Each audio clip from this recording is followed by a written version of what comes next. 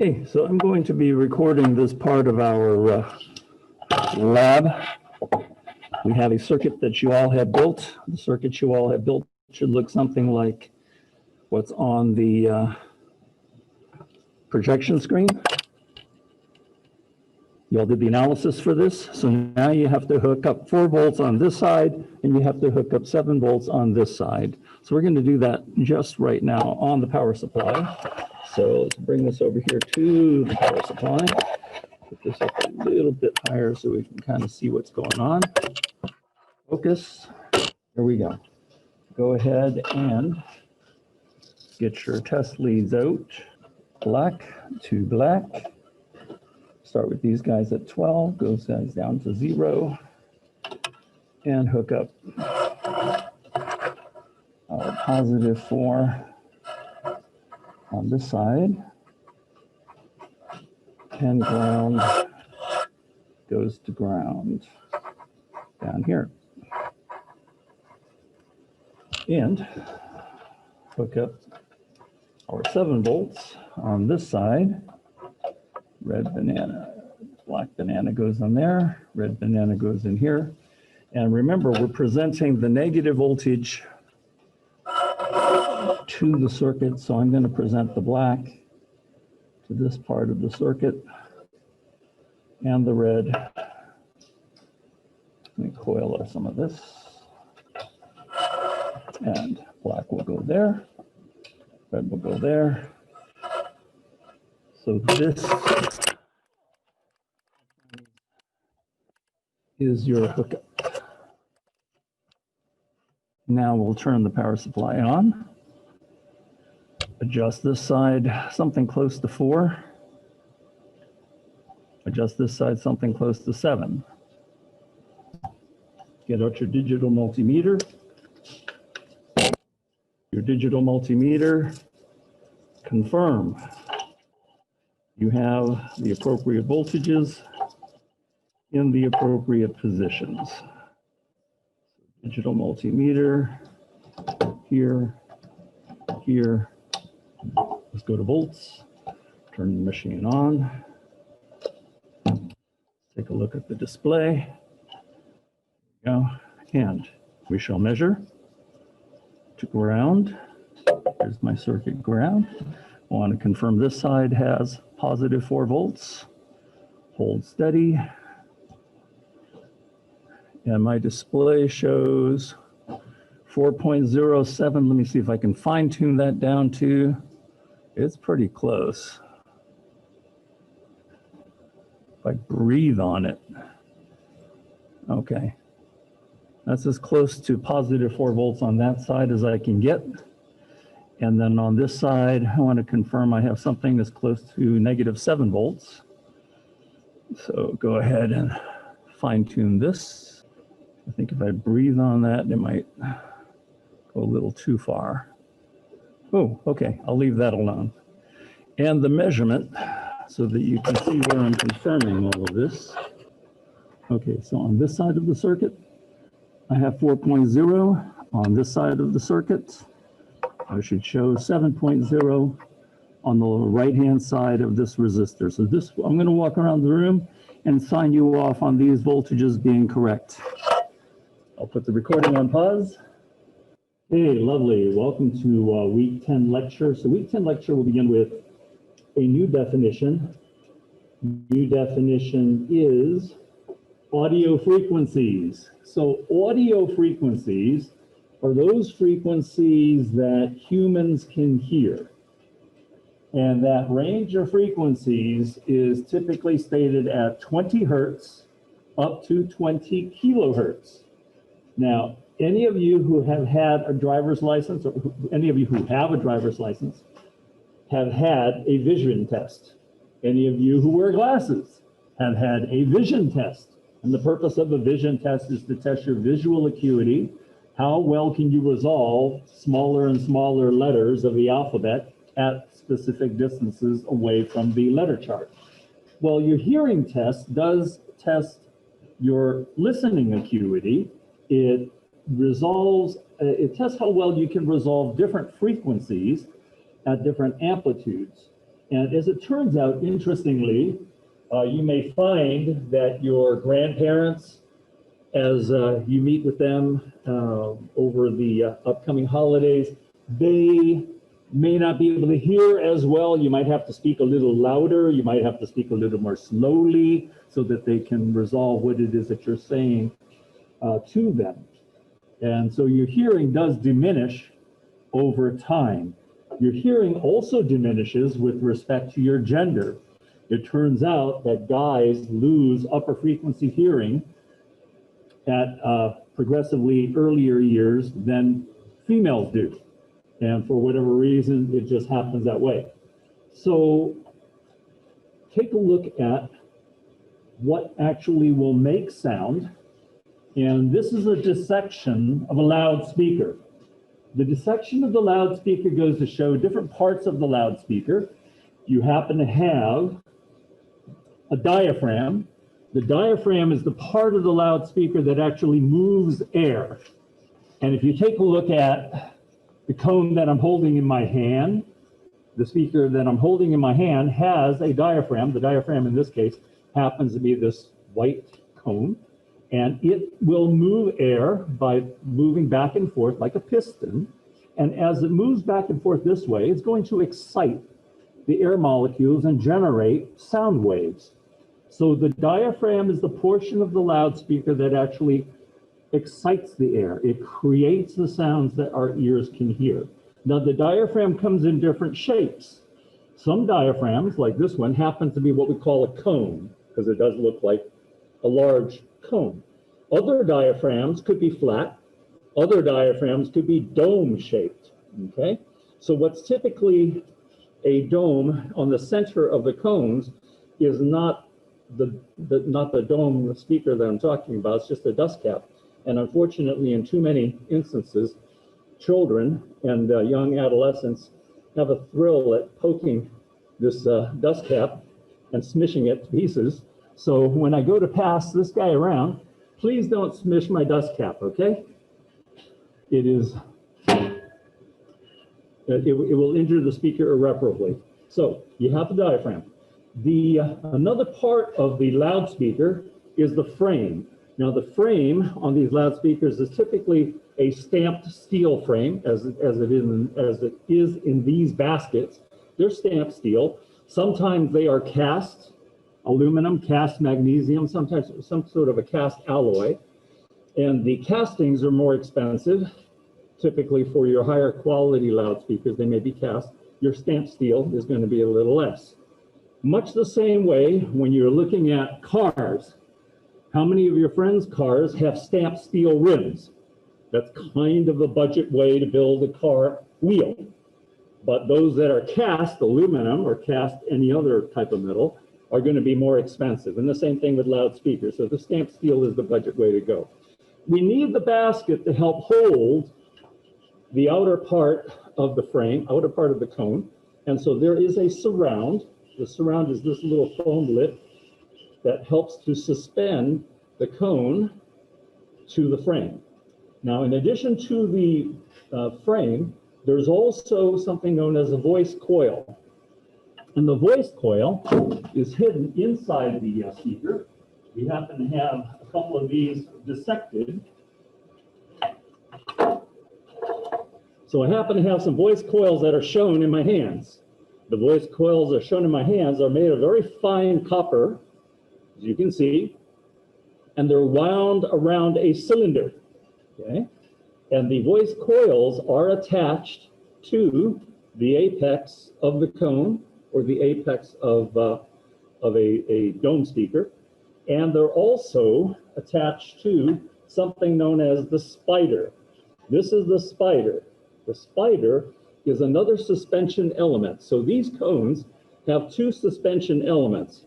One suspension element is the surround that holds the large part of the cone to the basket. The other suspension element is the spider, which holds the apex of the cone with the cylinder deep inside the basket. So now this cone is held in suspension at 2 points around its circumference.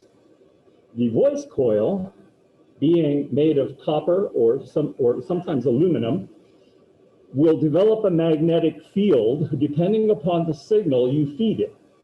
So you feed it voice signal, or you might feed it music signal. And as you feed it signal, a magnetic field, an ever-changing magnetic field, will be built around the wires of the voice coil.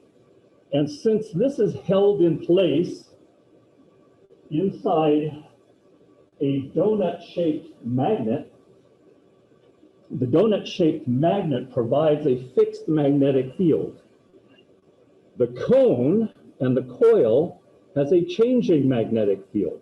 So when you put two magnetic fields next to each other, where one is fixed and the other one's changing, well, as it's changing, the one that's changing is going to want to move. We're not going to move the magnets because they're too big and heavy and they're fixed. But what's allowed to move is the cone and the coil assembly. And if you look at this guy here, we can very gently see it does gently squish in and comes back out, okay?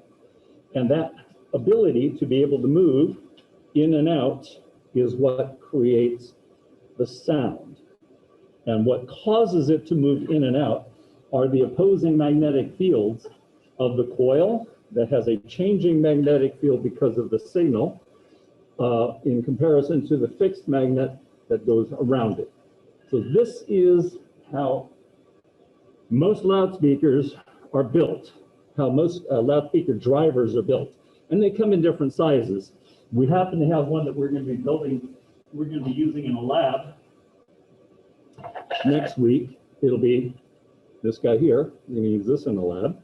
And let me go to switch to camera mode. So switch this guy off of the coil, voice coil of the loudspeaker. What type of wires are used to form this voice coil? Copper or aluminum, okay? Copper or aluminum are used to form this coil. This coil is wrapped around a cylinder, and the cylinder is glued to the bottom of the cone, as well as fastened to, what do we call this suspension piece?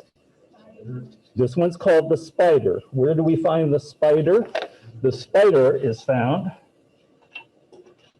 here's another example of the spider, and the spider is normally attached to and glued to the bottom of your basket. So here's a sample of the basket, and if I hold it this way, you can see the connecting wires to which we're going to hook up some signals here in a moment. You can see the spider inside, and if I move this very gently, you can see the spider flex ever so gently in there, okay? And the other suspension point for the cone is this. What do we call this foam edge? What do we call the foam edge that surrounds the cone? It's called the surround, okay? Sometimes it's a foam edge and sometimes it is a corrugated, it looks like another spider. It just depends on who makes this. This particular one happens to be a foam edge on the surround. I happen to have over here a surround that is done in a corrugated, pleated spider type material, okay? So the spider is here and then the surround is here, and both of these can be pleated like this. Spiders are almost always pleated. The surrounds can be pleated or the surrounds can be foam. Here's another example. You'll be playing with this speaker in about a week or so, and this particular guy has a foam surround. Actually, this one's semi-pleated, and then the rest of this is built into a little container, and you'll be making connections here. Now, another little speaker, they come small, like so, and the best one that allows us to see things is this guy here. So we can see deep inside the spider flexing, okay, and all of these will make sound. So when I go to hook up this to a function generator, we can hear sound emanate from the speaker. So let's go ahead and show this to you. I happen to have the function generator here already set up, and I have it set up to let's see, 50 hertz, 20 volts peak to peak, output is on. So if I were to take these leads and now hook it up to a speaker, let's go ahead and hook it up to the one that we'll be using this next week. Let's like this, hook up red to red, black to black. Move this stuff out of the way, that's unnecessary. Unnecessary. And move this out of the way. Also unnecessary. All right. Look at this guy here.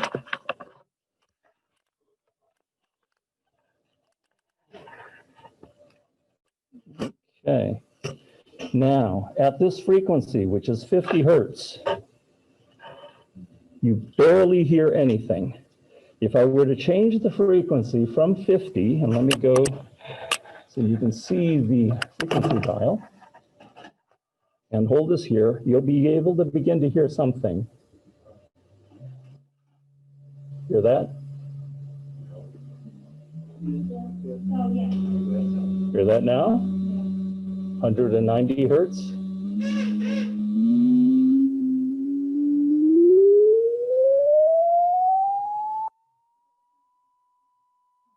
The universal test frequency is what frequency on my display? 1 kilohertz. This is the test tone that you hear on some television stations once in a while when they do a broadcast test. This is a test. This is only a test. This is not a real emergency. You've heard that recording before. This is the tone that they play, 1 kilohertz. What was that, Sarah? Also the measurement standard for acoustically calibrated measurement. It is a universal frequency for many different calibrations. Yes, depending upon the type of test equipment that's being used. Why 1 kilohertz? It's easy to get to. It is something that almost everybody can hear. As long as they can hear, almost everybody can hear that frequency. Things become more challenging the higher we go. So here we go. Somebody tell me where your hearing stops.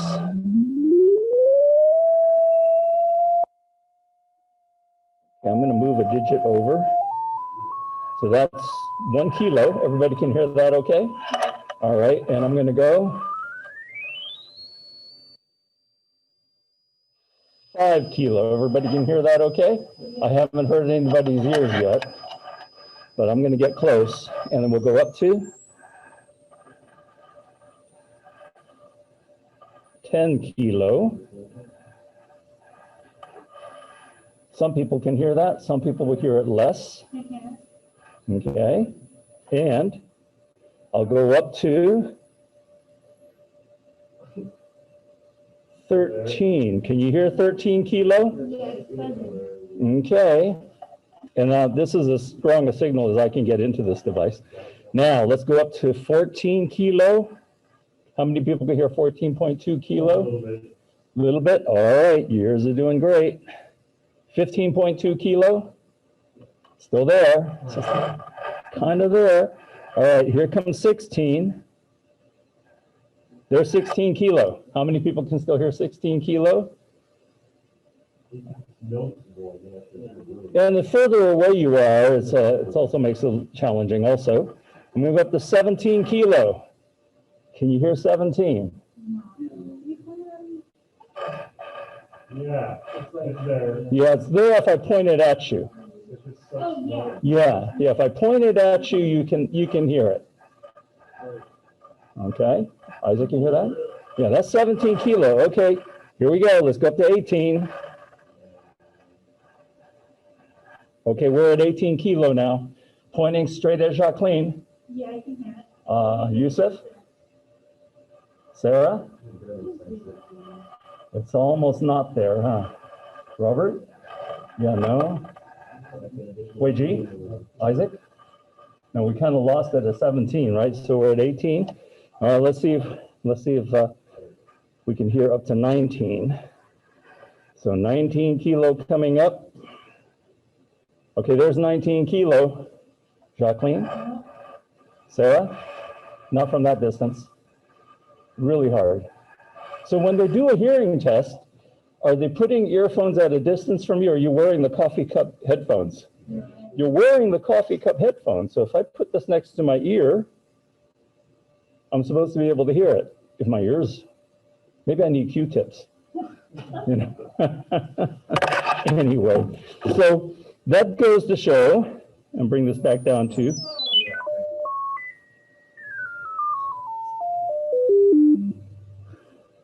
now interestingly, at 200, 100, let me go one digit here, 70. This little cone will not play 70 very well. In fact, it kind of stops at about 40. If you put your ear up to it, you might be able to hear 40. This cone is remarkable. This will play all the way down to 30 hertz comfortably, this one here. And let me switch the wires. Move this out of the way. Now let's hook up this particular guy. One here and one here.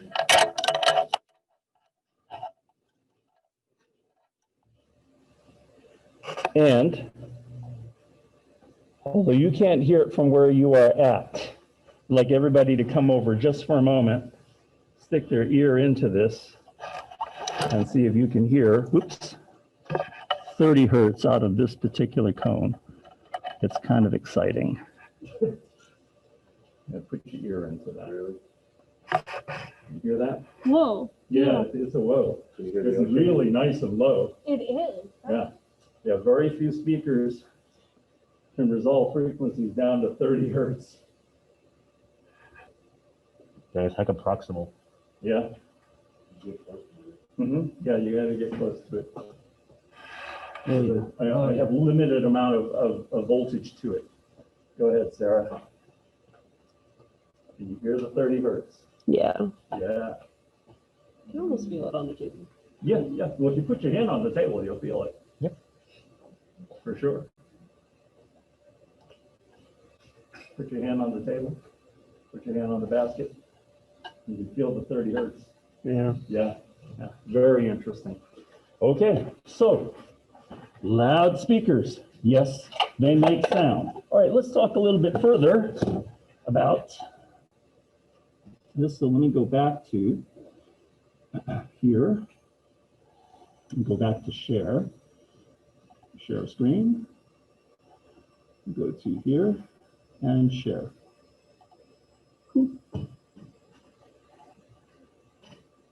All right, now the next slide. Okay, filters. We have filters that we use, and the topic of this part of the topic of this evening is to discuss electronic circuitry, which we call filters. And filters are used for a variety of different applications. The filters we're talking about this evening will pertain to audio filters. And so when you look at a two-way speaker, we call these two-way speakers. Why? Because there's a tweeter and there's a woofer. The tweeter's a little guy and the woofer is the big guy. And the tweeter, if you think about it, because it's smaller diaphragm, it works more efficiently emitting very high frequencies because it doesn't have a lot of mass to move. Whereas the larger cone, we call the woofer in this particular case, is able to move more volume of air. It has more mass. It's capable of playing lower frequencies. So very often, your quality speakers will be a minimum of two elements. Minimally, you will have a tweeter, you'll have a woofer, and the drivers will be of various qualities depending upon the engineers the sound engineers that designed it and built it. So tweeters output what frequencies does the slide say? What frequencies? Higher frequencies, whereas the woofers output what frequencies? Am I asking you sample test questions? Yes. The filters are called, in this particular case, what, in parentheses? They're called crossovers. They're called crossovers. So the job of the crossovers is to separate the frequencies to the correct driver, the correct loudspeaker driver. You don't want the full range of frequencies, 20 to 20 kilohertz, going entirely to the tweeter. That would be no bueno. Why? Because the little tweeter is not designed to emanate bass. But if we feed it bass, which requires large physical excursions, trying to move a large volume of air, the little tweeter is not up to it. So if you force bass frequencies through a tweeter, you're very likely going to destroy it, okay? Not a good thing. So we ought to use a filter that will filter out only high frequencies. And if you look at the illustration on the right, see the tweeter. And the tweeter has a graph on the far right-hand side, which goes to show a frequency output. And the frequency output starts at what range on the left to what range on the right? Starts at 3 kilohertz up to what? 20 kilohertz. And 20 kilohertz is kind of the upper end of our human hearing, right? You were able to hear comfortably up to 18 kilohertz. 19 was pushing it. I think if we wore the coffee cup headphones and put this tried to simulate more of a hearing test environment, many of you could easily hear the 19 kilohertz. Just in this lab environment, with the distance that we have between us, we're just not able to hear the 19 kilohertz very well. But 18, most of you did pretty well on. So we expect those high frequencies to come out of which driver element? It's called the what? Tweeter. Okay, so the tweeter gives us high frequencies. What kind of a filter is that called? Can you read what it says in parentheses? Tweeter output in parentheses is called what type of filter? High pass filter. Everybody say high pass. High pass. And think about the words, high pass, meaning we're passing what frequencies to this driver? High pass. We're passing high frequencies to this driver. That's why it's called high pass. Now take a look at the illustration on the right-hand side of the woofer. And the woofer plays, because it has more mass, it's able to move more air, it's going to play the bass frequencies. And what is its frequency range? What does that graph show you? What frequency to what frequency? 20, From 20 hertz out to 3 kilohertz. Well, this little cone here, you were able to hear all the way down to 20, all the way to 30 hertz, okay? You put your ear up to, you're able to hear 30 hertz. With if I were to put this cone inside a baffle, meaning if I put this cone inside some kind of an enclosure, like these speakers here are in an enclosure. This one that I'm holding in my hand, if I were to take that large cone that you heard 30 hertz from and put it inside some kind of an enclosure like this, where the back wave is not conflicting with the front wave of the speaker, then you should be able to hear that speaker all the way down to 20 hertz. It's remarkable. It's capable of that, okay? It's just that in this environment, because we don't have a baffle, I don't have the back wave isolated from the front wave, so they're canceling each other unless you put your ear right up to it, then we're only able to hear this down to 30 hertz. These guys that you're going to be using in your lab next week are mounted in an enclosure. So there is what's created, what we call an infinite baffle. So the back wave does not cancel the front wave.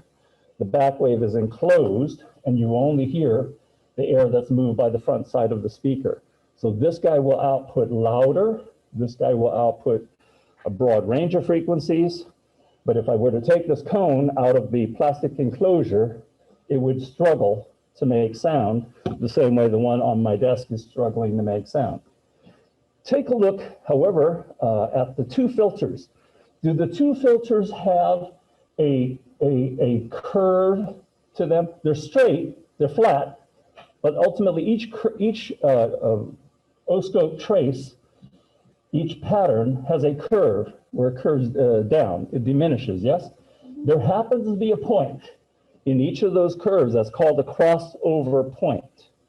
That crossover point is measured as -3 decibels down from the maximum. And decibels is a whole nother discussion which we'll get into separately. It's also part of your reading. 3 decibels is is a point where we can determine that crossover frequency that is appropriate. In this case, the crossover point is given as 3 kilohertz. Take a look at the two illustrations. If you take a look at the two graphs, they both have the same crossover point, 3 kilohertz. So that means the woofer can play from 20 hertz up to 3 kilo before it slopes, before the frequency response slope drops off dramatically.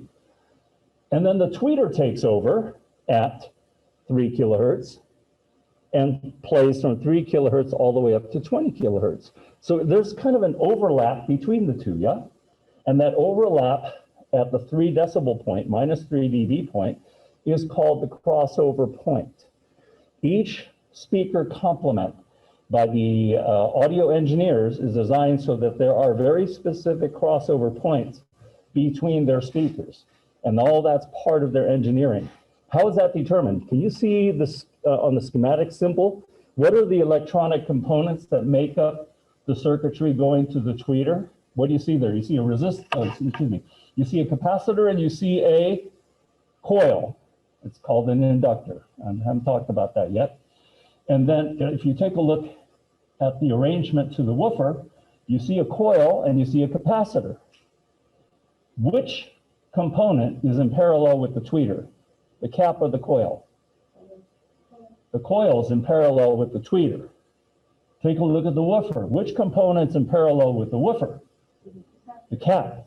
So that simple swapping of the two components where they're at is all that makes the difference between a low-pass filter and a high-pass filter.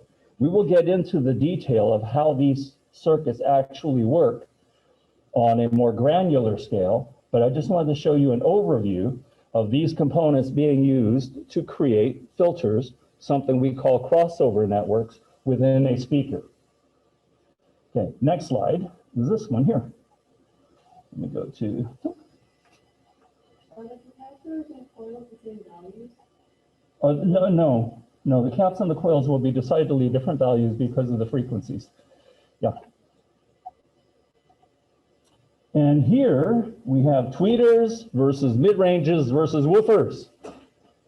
So at home, for your surround sound systems, it's not at all uncommon that you're likely to have something more robust than a two-way speaker. Very often, it's very likely that you're going to have maybe a floor standing speaker, or maybe that floor standing tower might have 3 driver elements in it. This happens to be a very high quality speaker manufacturer called Teal Audio.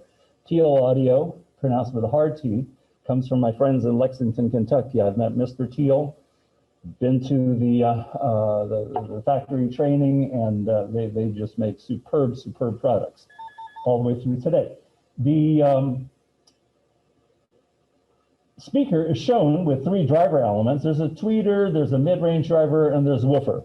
If you take a look at the waveform patterns that are output from each of these drivers, you can see that the tweeter is showing very high frequency output. How do we know that's high frequency? Because the waveforms are very close together. They're stacked very close together.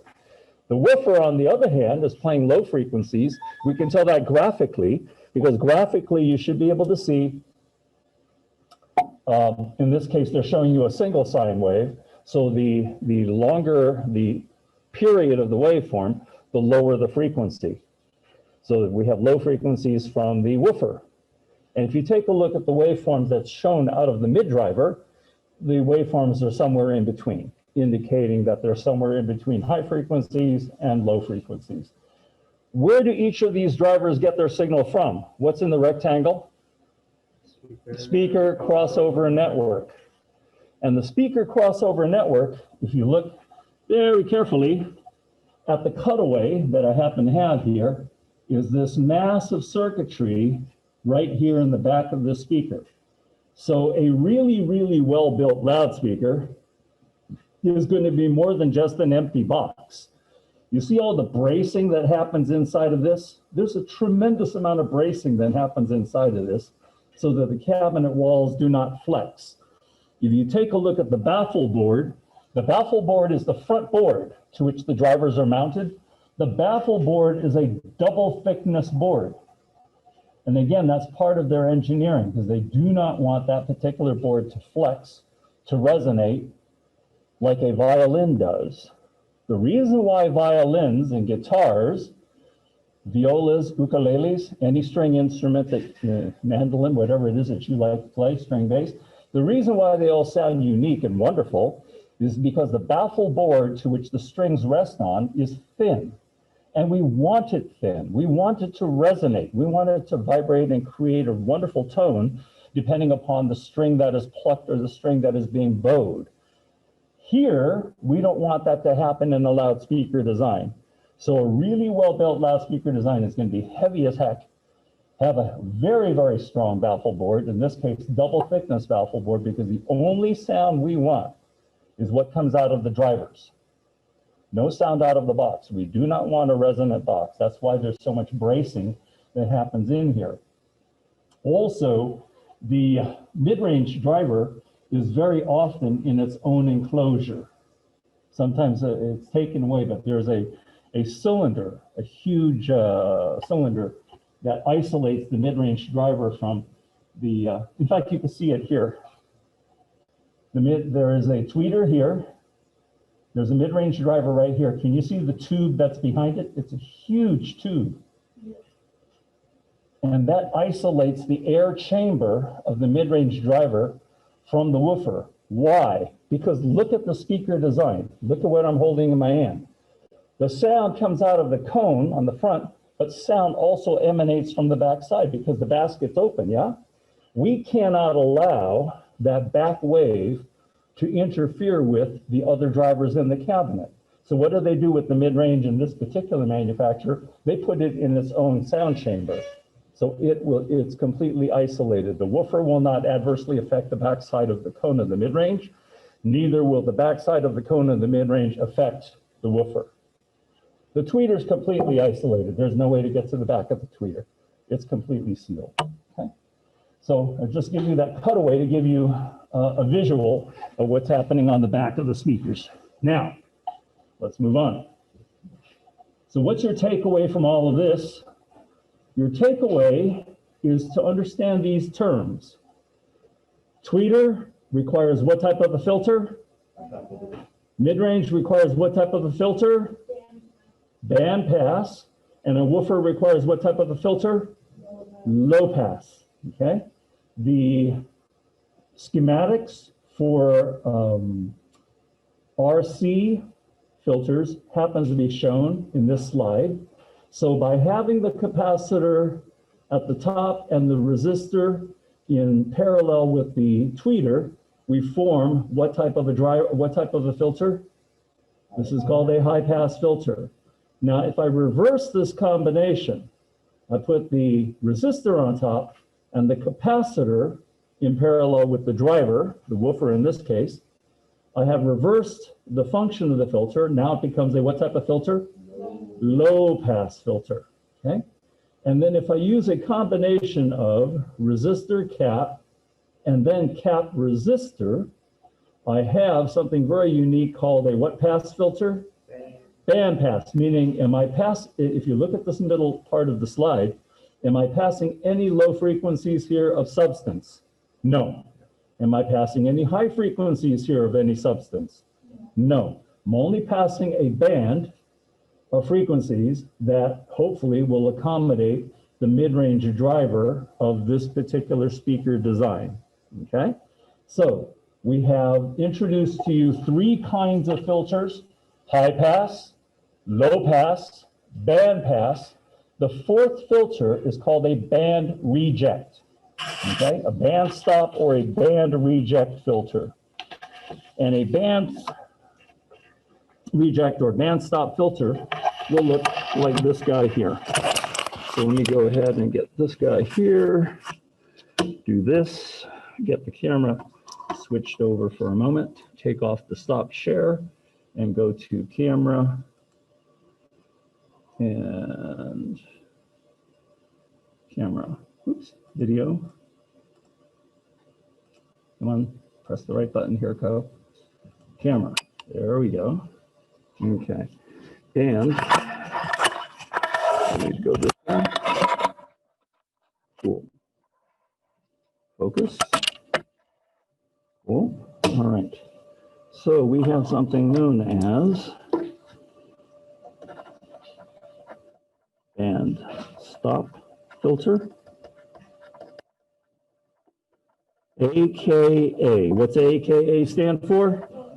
Also known as band reject filter. And what its frequency response graph looks like, I'm going to call this FRG. FRG stands for frequency response graph.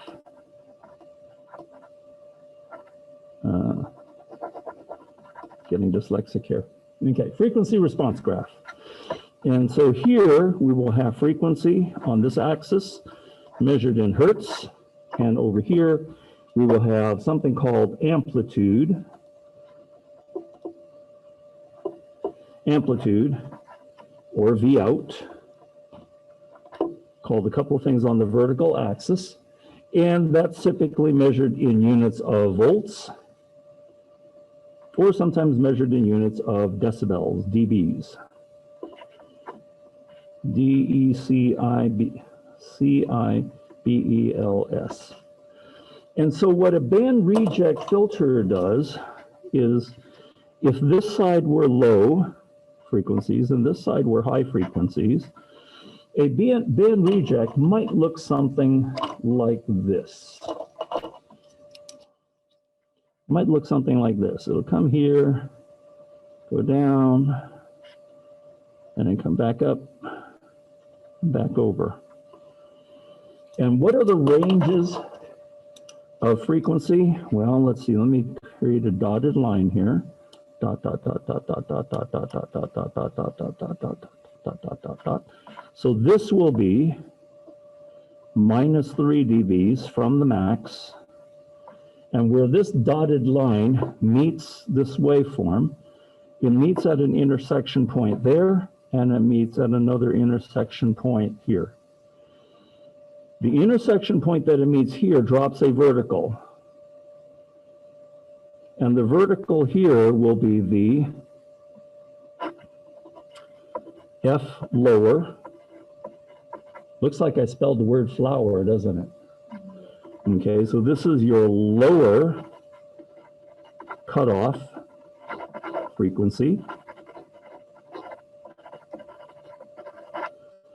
And then the upper one, dot, dot, dot, dot, dot, dot, dot, dot, dot, dot, dot, this one is F. What does F stand for?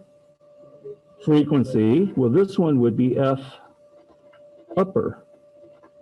What's that look like I spelled? Fupper. It's like a fupper and flower. So fupper is your upper cutoff frequency.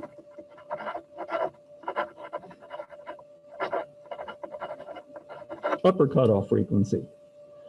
So what happens here is anything below this F lower is said to be passed.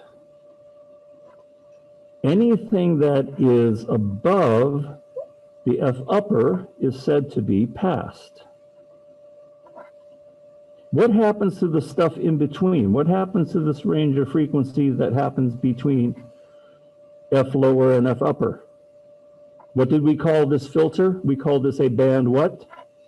Band stop filter, also known as a band what? Band reject. So what do you think happens to this range of frequencies? It has been rejected. Rejected, okay? Everything that happens in between.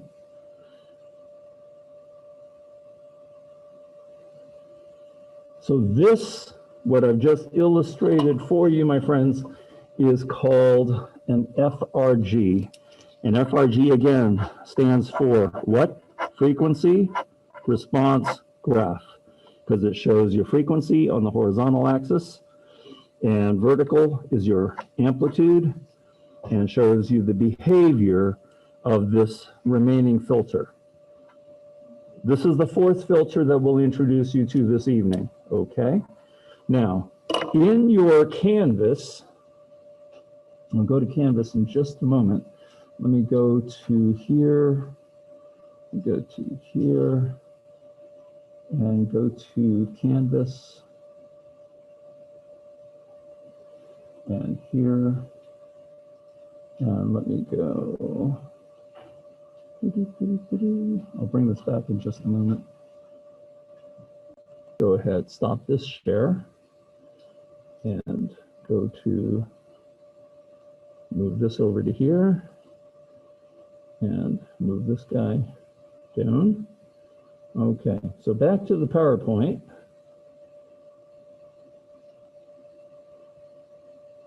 Okay, time to review some of our terminology.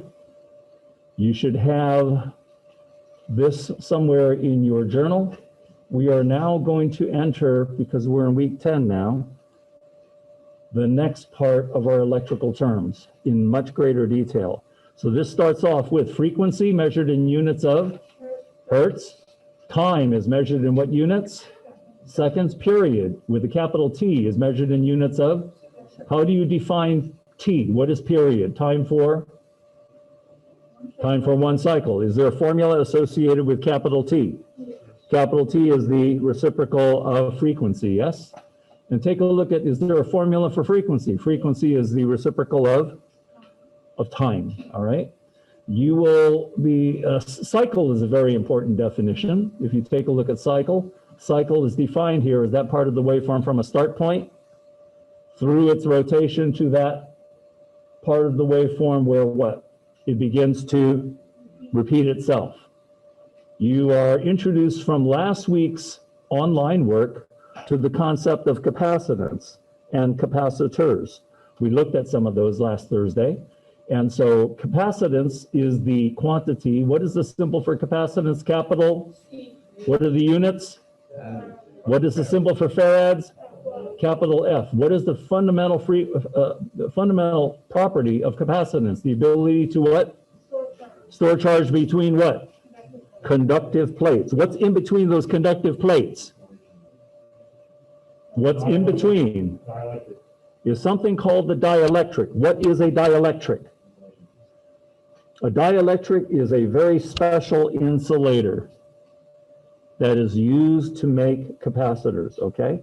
So all dielectrics are insulators, but not all insulators are dielectrics.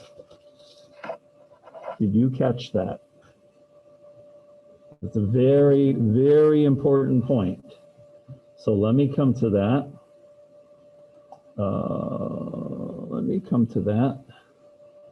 Where is...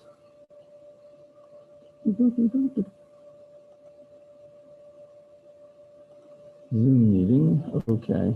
So let's go to here, IPVO, Zoom. Here we go. So dielectric equals special insulator material used in capacitors. So here's a statement. All dielectrics equals insulators, but not all insulators equal dielectrics.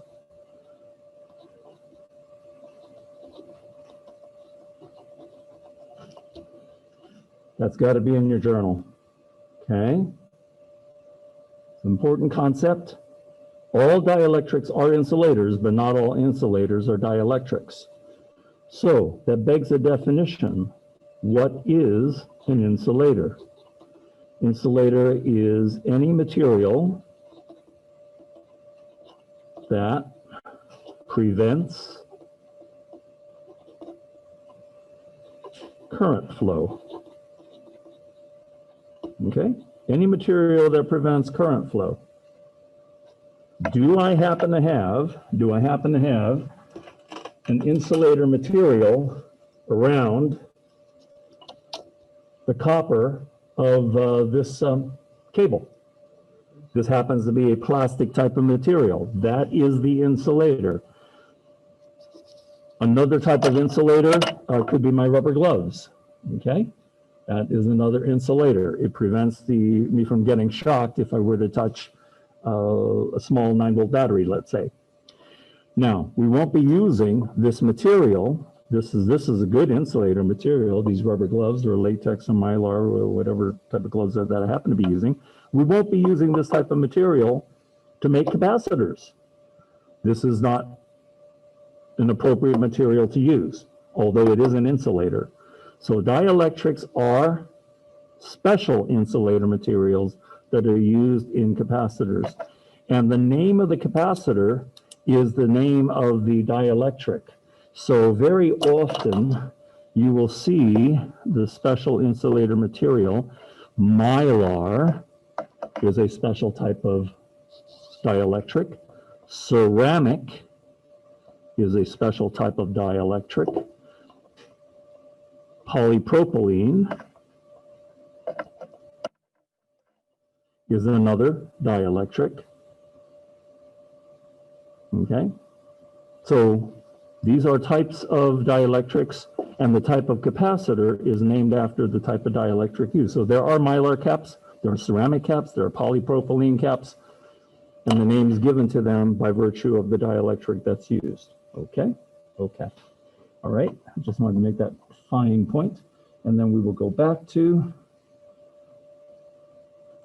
okay, TAU equals amount of time for a cap to charge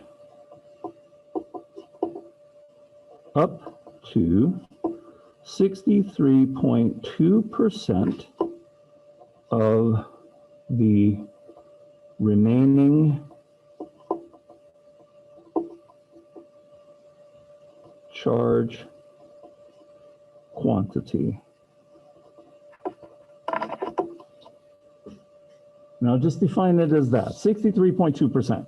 And that's a really good approximation, because if I use the exponential function, it'll calculate to 0.632 with a bunch of digits like pi. We can actually calculate a bunch of digits. But for our purposes, let's just say 63.2%. So what happens here is this.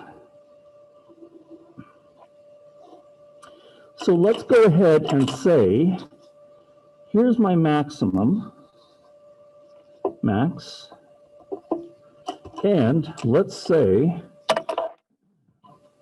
here's 0 tau, and here's 1 tau. So between 0 tau and 1 tau, within this period of time, this capacitor will charge 63.2% of the remaining charge quantity. Well, let's say the remaining charge quantity is 10 volts. Let's say I put a 10 volts there. So it's going to charge 63.2% of 10.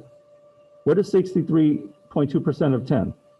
6.32 volts, is that right? So watch this, dot, dot, dot, dot, dot, dot. So 6.32 is exactly here, trust me. 6.32 volts. That's what happens in the first time constant. Now, take a look at this. It has now reached a plateau that is on this dotted line, yes? At the next tau, which is 2 tau, so here's 2 tau. At 2 tau, what will happen in this period of time between 1 tau and 2 tau? What will happen is it will charge an additional what?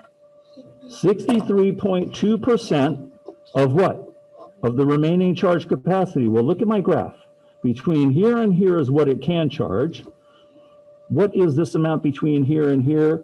It's 3.78 volts, is that right?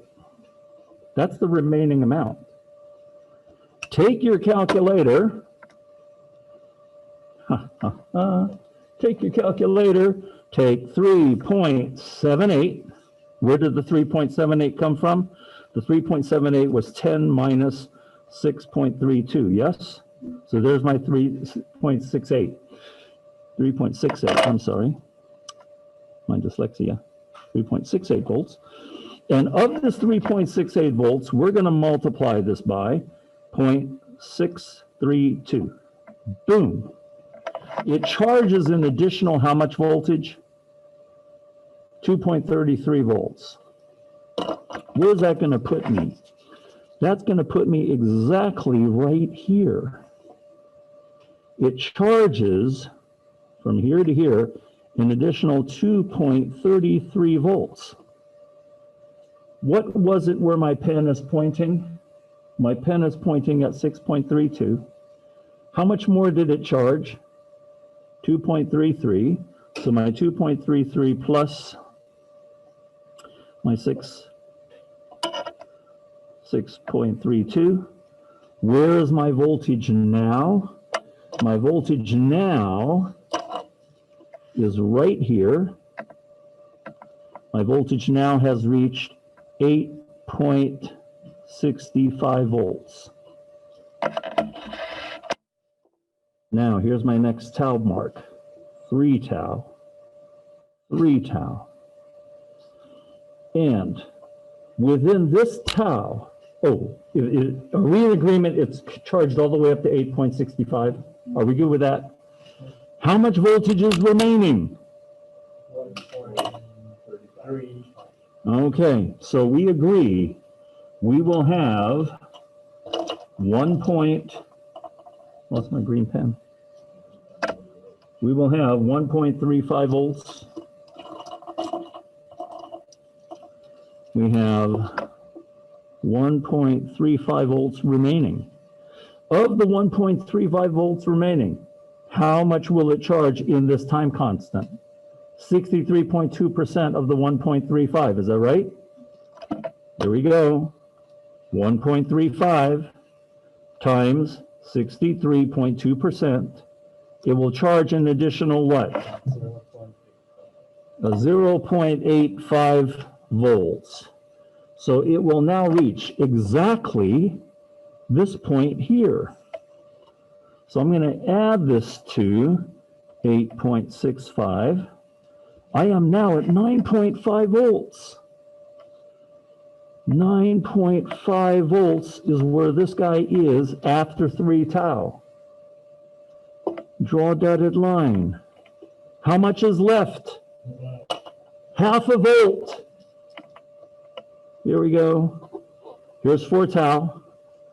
How much will this charge of the half a volt? Well, take 0.5 times 0.632, 63.2%. It will charge an additional 0.32 volts, yes? Add that to the 9.5. And where does this reach after 4 tau? At 4 tau, we will now be at 9.816 volts, approximately, almost 9.2, yeah? Okay, what's left?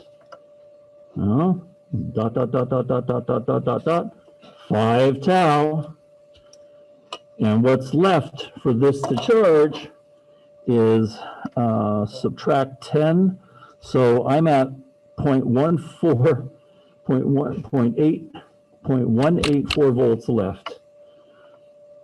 So 0.184 volts left. Of that amount, how much will it charge in the next time constant? 0.632 of that amount times 0.632. That means it will charge an additional what? It will charge plus 0.116 V, so plus 9.816. Boop. So where are we now? We're still not up to the max, but we're getting closer. We are now at 9.93 volts after 5 tau. So do you see how this thing curves? Watch this. It curves like so, like so. It's a beautiful curve. Sorry. See how this thing curves? Will we ever reach 10? Never. We will never reach 10. We keep charging a fraction of what's left over. So the fraction gets smaller and smaller and smaller. We're getting closer and closer and closer, but we'll never reach 10. Well, we're rather impatient. Human beings are rather impatient. And we're also practical. So we say after 5 tau, we are done. We're just done, okay? We're so close to 10, we're going to just say, we're done. So how many tau to reach full charge for capacitors? 5 tau. How do you calculate tau? Tau is equal to nothing more than what times what? Resistance times capacitor. And so your charging cycle looks like this. This is how the cap charges. So there's something that's rather profound in all of this, something that's very profound in all of this. And that is, if I were to copy this graph cleanly on a piece of paper, like so, and like so, and I were to redraw my graph like so, and here's my 5th tau. I'm going to draw everything in between, so 5 tau. And my maximum is up here. Dot, dot, dot, dot, dot, dot, dot, dot, dot, dot, dot, dot, dot, dot. Here's my Vmax. So at the very beginning was 0 tau. At the end is 5 tau. So I got a question for you. When you look at the charging circuit, the charging circuit was this. It was a switch, it was a resistor, it was a capacitor, and it was a DC voltage source. Ground, ground, ground, ground, ground, ground. Now you know this is an open loop, but the grounds are connected, yes? And we are measuring with a voltmeter that happens to be hooked up here. The red lead goes here, and the black lead goes to ground. So the moment we close, will current flow immediately? Yeah, current starts flowing immediately. It's gushing like crazy to fill this capacitor. What happens at the end when this is fully charged? When I start off with a 10 volt here, this guy was initially how many volts? 0 volts initially. But after 5 tau, it changes from 0 volts all the way up to what? 10 volts. Now that presumes that the switch is closed, right? Okay, let's presume the switch is closed. So guess what? If my voltage source is 10 and my VC, the cap, is equal to 10 volts, how much voltage is across my resistor? What is my VR? According to Mr. Kirchhoff, do I have a closed loop here? Let me help you out. Just as a reminder, something else to bend your minds with. Positive here and negative here. The cap will charge up positive here and negative here. So all of that 10 volts will be developed across this capacitor, guaranteed after what? After 5 tau. So if this is 10 and this is 10, there's nothing across that resistor at the end. At the end, this resistor is going to show us 0 volts. At the end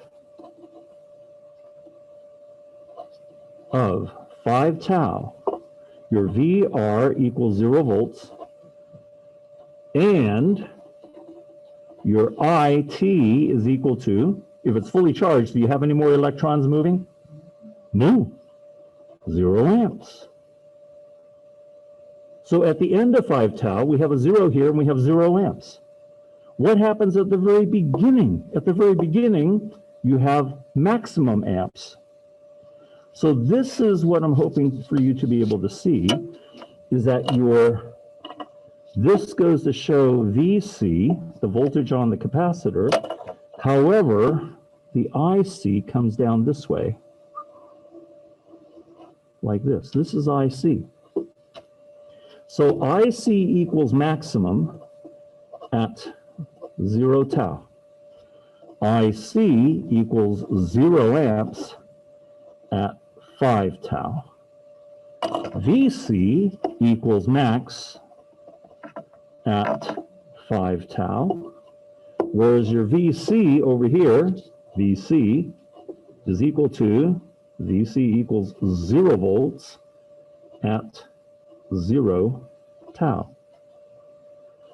The shape of these curves is very telling of a memory tool that I'm going to leave you with shortly. And that is a memory tool called ELI the ICE Man. How many of you have, now some of you have heard of SOHCAHTOA, which is great. How many of you have not heard of ELI the ICE Man? Raise your hands. Woo-hoo. Most of my first students. Yusuf, have you heard of ELI the ICE Man? Oh, okay, I didn't see your hand raised. All right, you are going to be introduced to my dear friend ELI the ICE Man. And what ELI the ICE Man goes to tell us is the following information. I didn't think we were going to get quite this far this evening, but I'm glad we are. That is ELI the ICE Man. This is a mnemonic. What is a mnemonic? It's a memory tool. How do we use ELI the ICE Man as a memory tool? Well, we use ELI the ICE Man this way. The middle letter goes to describe what type of circuit we are talking about. So the L stands for inductance, meaning we are talking about inductors, also known as coils, also known as chokes. And schematic-wise, they look like a coil, like this, or sometimes they're drawn this way, the hump, the hump, the hump, the hump, the hump, the hump, like that. So the L stands for what? Inductance, which is represented by what components? Inductors, also known as what?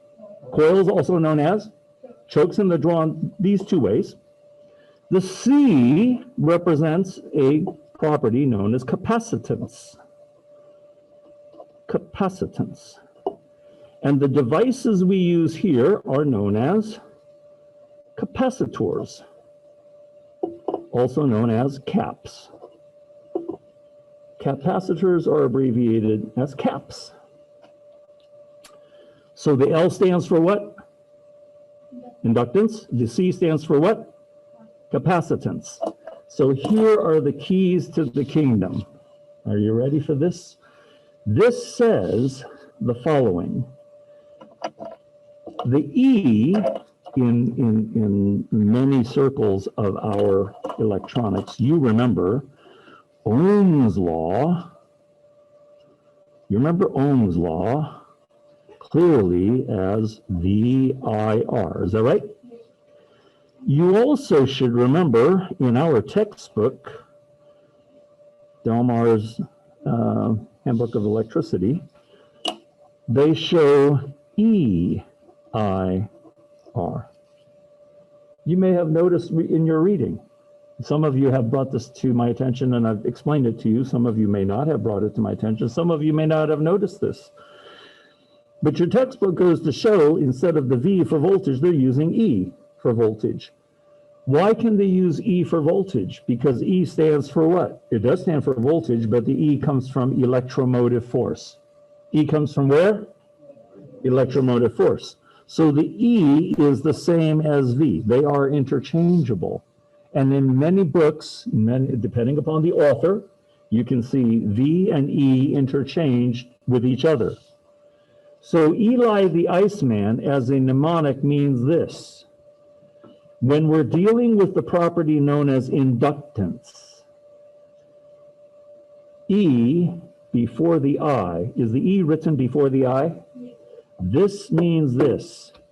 Your VL leads IL by 90 degrees. We could also say IL lags VL by 90 degrees. That's the other summary statement that you can make based on ELI, because the E comes first before the I.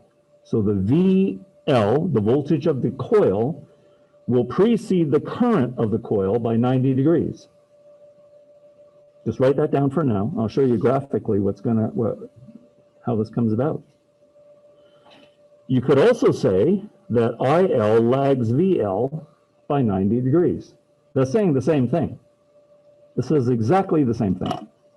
So it's like saying, so for example, if I can borrow two classmates, if I can borrow Robert, if you could stand here for a moment, and Yusuf, if you could stand here for a moment, and stand 6 feet apart with proper social distancing, and face Mr. Nabil on that side.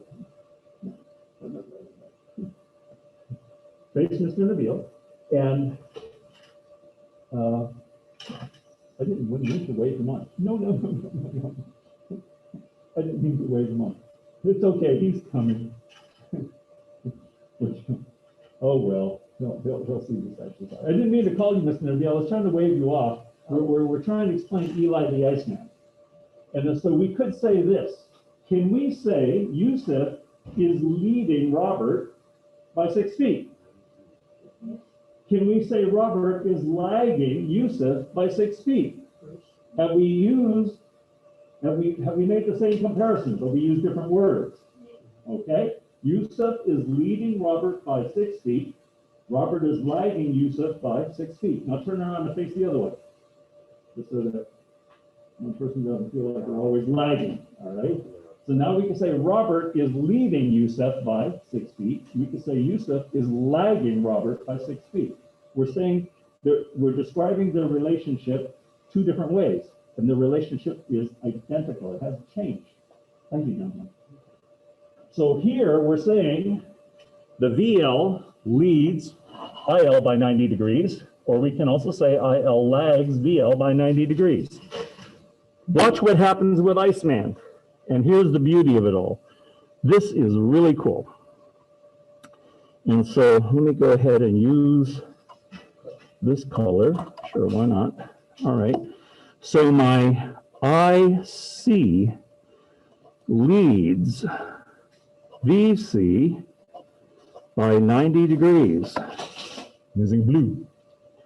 I can therefore say VC lags IC by 90 degrees. These are very important summary concepts that's got to be in your journals. And if you read it to yourself, you write it over again, and you look at the graph, you'll understand how this works. Let me give you a moment to copy this down. So which letter comes first in Iceman, the voltage or the current? Current comes first, yes? It's before the voltage. So when we're talking about capacitance, how do we know we're talking about capacitance? Because the middle letter is what letter? C. C stands for capacitance. So preceding the C is current, and current is before voltage. So we can say current, which current? The current of the capacitor, IC, leads VC by 90 degrees. We can say VC lags IC by 90 degrees. Holding this thought and looking at my graph right here, time-wise, what happens first? 0 tau happens first. What happens later? 5 tau. So at the beginning, which curve is at maximum? The voltage or the current?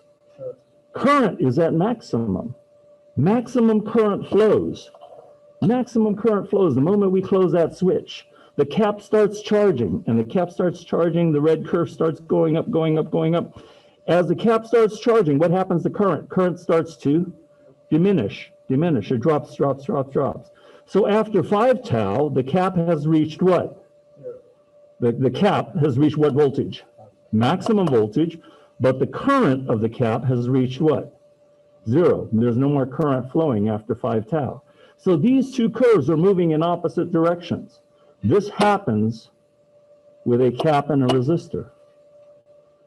This does not happen with a resistor. With a resistor, your current and voltage are in phase. These guys are not in phase with each other, okay? So you happen to have, and I can write the summary up here, I can say IC leads VC by 90 degrees. We can also say VC lags IC by 90 degrees. Yes? There comes another question. From the mouth of babes comes these wonderful questions. How come we never reach maximum? Because we never ever charge up to 100%. How come we have 90%? Let me show you why we have 90%. It's a beautiful question. It's a beautiful relationship. Here we go. I love it. With resistors, with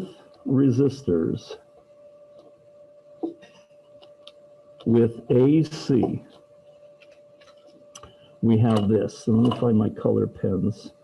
Let's use red, and I will use blue. There's red and blue. So actually green and red. All right. VR and IR equals 0 degrees, and VR is equal to 0 degrees. They are said to be, your VR and IR are in phase. Okay? With caps,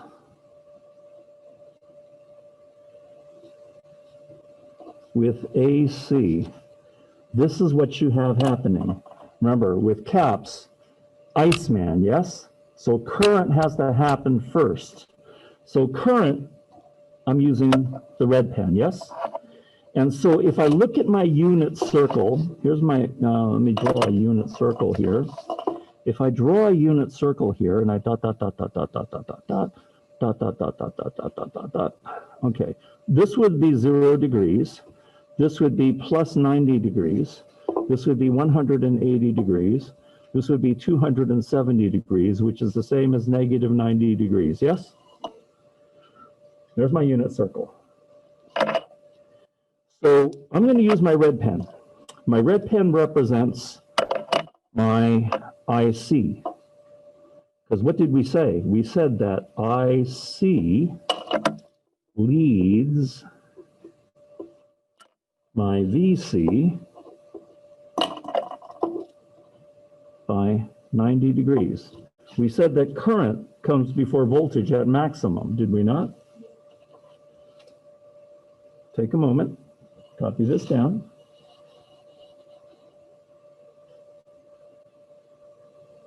And you'll see this happen in front of your eyes. It's really quite remarkable. I need to change my screen. So watch carefully. This is the graph from before. Which one of these is at maximum time-wise before the other one reaches maximum? We can see current is at maximum the moment we close the switch at 0 tau. The moment we close the switch at 0 tau, current starts to diminish down to 0 at 5 tau.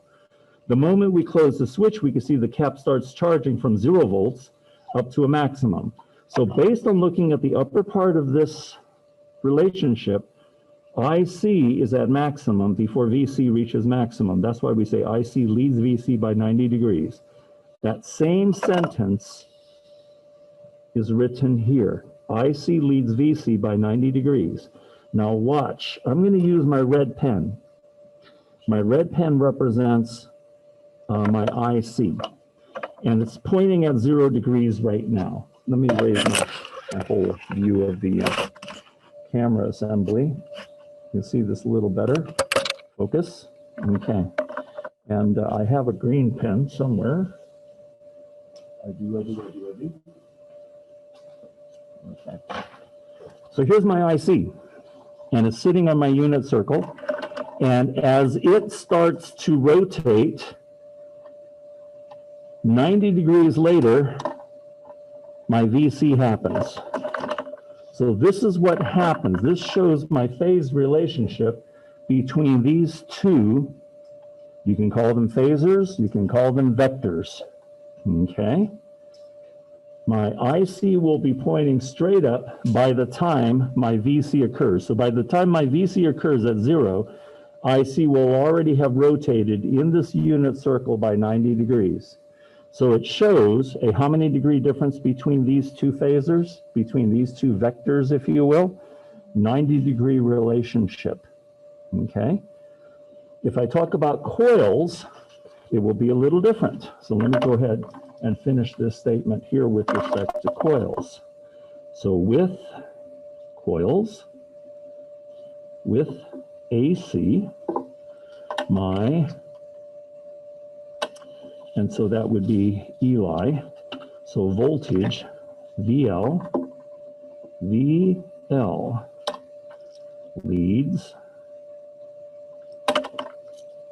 IL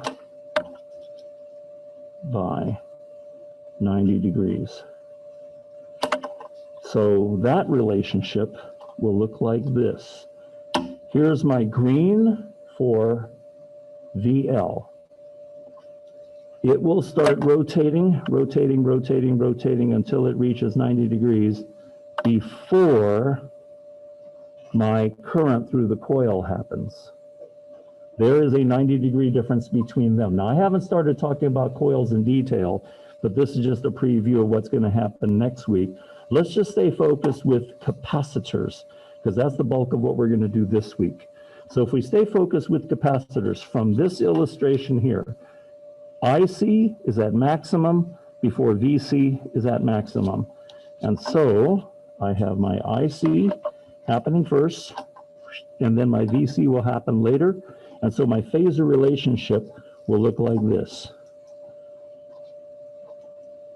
Here's my IC, and here is my VC. Now drawn, and right in between them happens to be how many degree between them? 90 degrees. Now, sorry, the camera isn't showing, and the projector isn't showing the colors as distinctly, but could I move this vertical IC phasor from this side to this side? Meaning, could I redraw this way? Here's my VC, and let me attach my IC right there. Same relationship. I still have 90 degrees. Guess what? If I go to connect my begin point to my end point, my begin point to my end point, I will have an angle in here known as theta. That angle known as theta represents my phase shift. So theta equals angle representing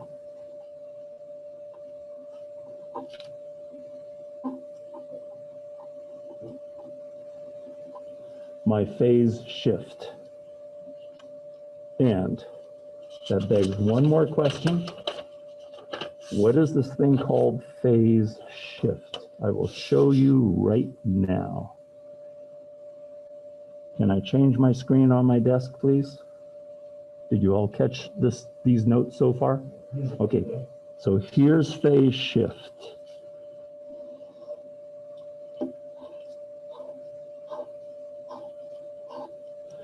If I have a primary waveform, let's say I have a waveform that's here to here and here and here. I have one waveform like that, nothing green. And if I go to bring in a different waveform, I will start here. I will start here, end here, and I will peak here.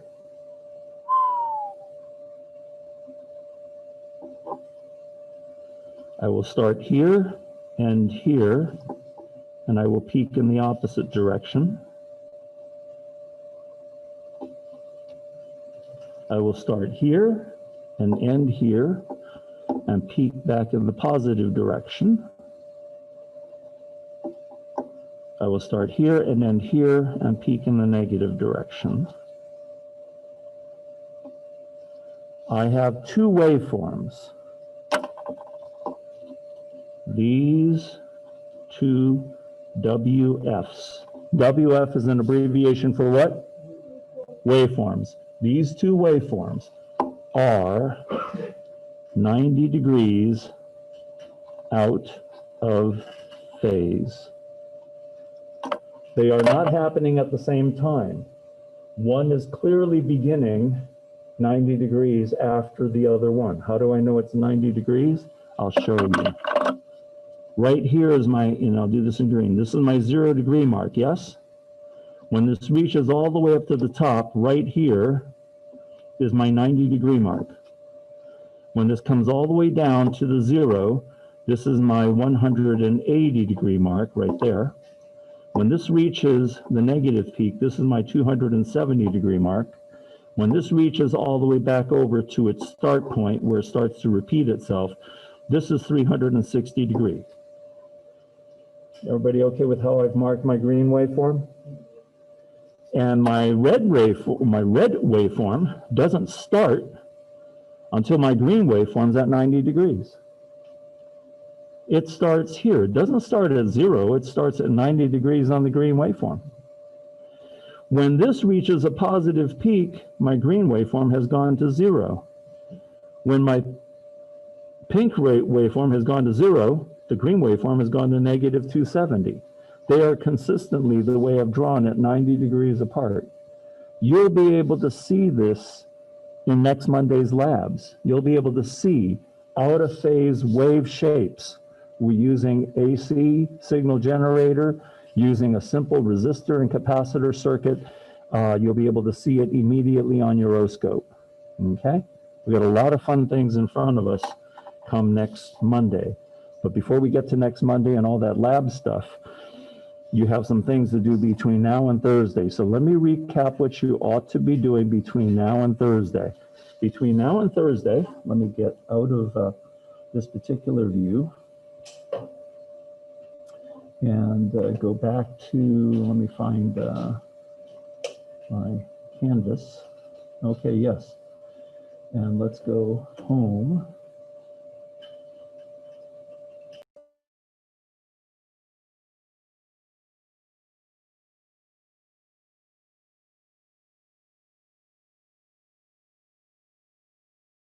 Yeah, sorry, unmute myself. What happened to my canvas? That's weird. Let's go ahead and... All right, so what you want to do is these guys here, these little hooky guys, and what you need are your short banana to bananas. These guys, the really short ones. These aren't even tied together with Velcro. What you want to do with these guys is plug these guys into your speaker, black banana into the black binding post, plug the red banana into the red binding post. It'll look like this apparatus here on my screen. Red to red, black to black, okay? And what to do with the other ends, take a look at my screen. I'm going to take the little red hook, I'm going to hook it up to one of the red bananas and take the black one and hook it up to the black banana, like so. They hook very easily. And set your function generator. You got to turn on your function generator. So I will start from scratch. I will turn mine on from scratch. Turn it on. It'll come up, it'll go through its diagnostics. It'll say, hello, I'm Fluke model 271. Aren't I lovely? And it'll start off with 10 kilohertz at, if I go to push the button now, it'll be loud and obnoxious. That's rather loud and obnoxious.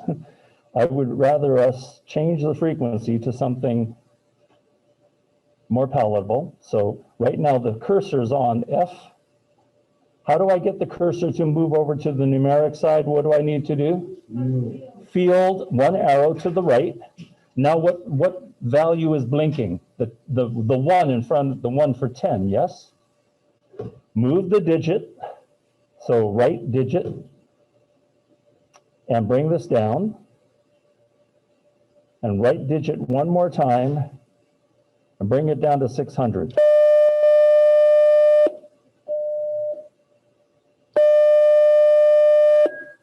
Yeah, if you're at 600, it should sound like this, 600. Bring it a little lower, 200. That'll hurt less. Bring it down to 100. Ooh, 100 is very spiritual. Sounds like we're in the Tibetan monastery.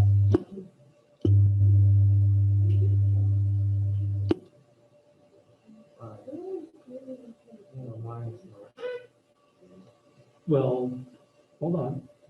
600. Okay, that's easier.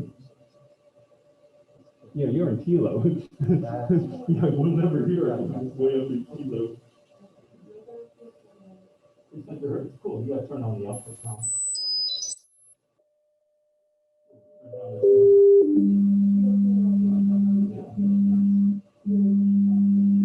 Try to get it down to maybe 70. So one more digit down to 70, 80 and 70.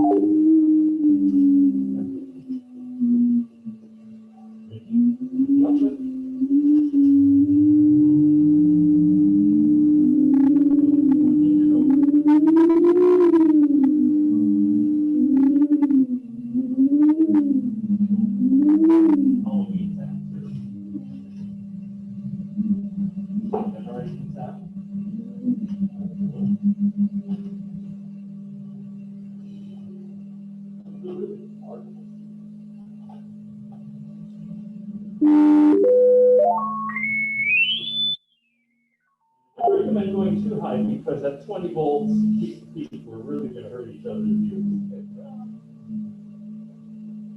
Okay, ELI the ICE Man.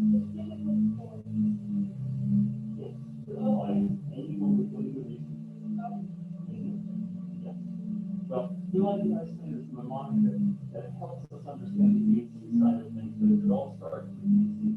Because we're charging the capacitor with the DC source, and we see the behavior of the capacitor. Reach full charge with the DC source after about 9 months. But what happens with it is this constantly goes up, constantly goes down, and then the last DC waveforms, the out of phase of each other. Really remarkable. Really fun. Now that you have some fun making some sound, now you can make your wires back apart. But we will play with these speakers again in a future lab. You will be returning 2 speakers to Nabil this evening and all your wires. Woo.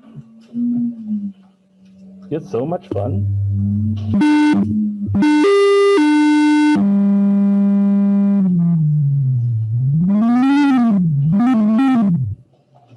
Too much fun.